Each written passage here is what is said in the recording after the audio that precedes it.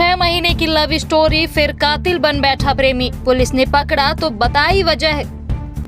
6 महीने पहले जब प्रेमिका अपने आशिक के संपर्क में आई तो उसने सोचा भी नहीं था कि वही आशिक उसका कातिल बन जाएगा, वो भी महज 6 महीने के प्रेम संबंध में। लेकिन हुआ कुछ ऐसा ही। कहते हैं प्रेम अंधा होता है, लेकिन एक प्रेमी ने अपनी ही प्रेमिका की अपने हाथों हत्या कर दी। आरोपी प्रेमी को पुलिस ने पकड़ लिया। प्रेमी को पकड़ने के बाद पुलिस की पूछताछ में प्रेमी ने अपना जुर्म कबूल किया।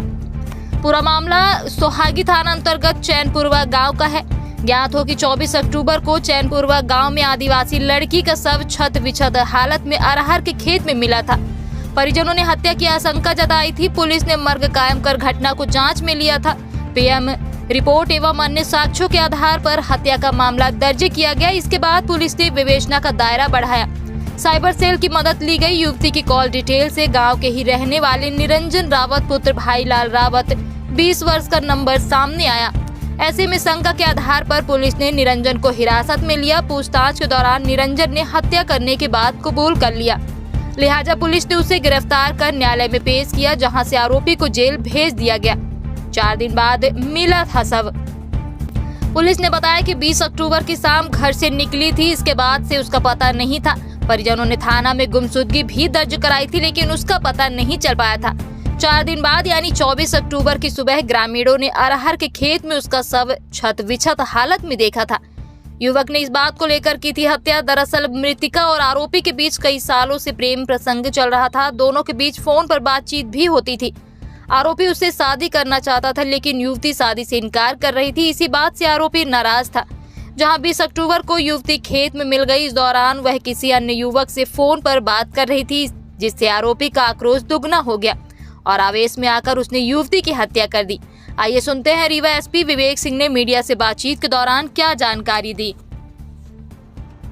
ये एक युवती सोहागी थाना क्षेत्र में गुमशुदा हुई थी 20 तारीख को, और करीब 4 दिन बाद उसकी बॉडी उसके घर से थोड़ा 300-400 मीटर खेत में एक मिली थी, और जिसमें परिजनों ने संदेह भी व्यक्त किया था। फिर जो पूरी उसमें हमने जांच किया और उसके आधार पे फिर हमने एक व्यक्ति को उसको संदेह के आधार पर उठाया, उससे पूछताछ किया तो उसने फिर उस युवती की हत्या कायद करना उसने कबूला है।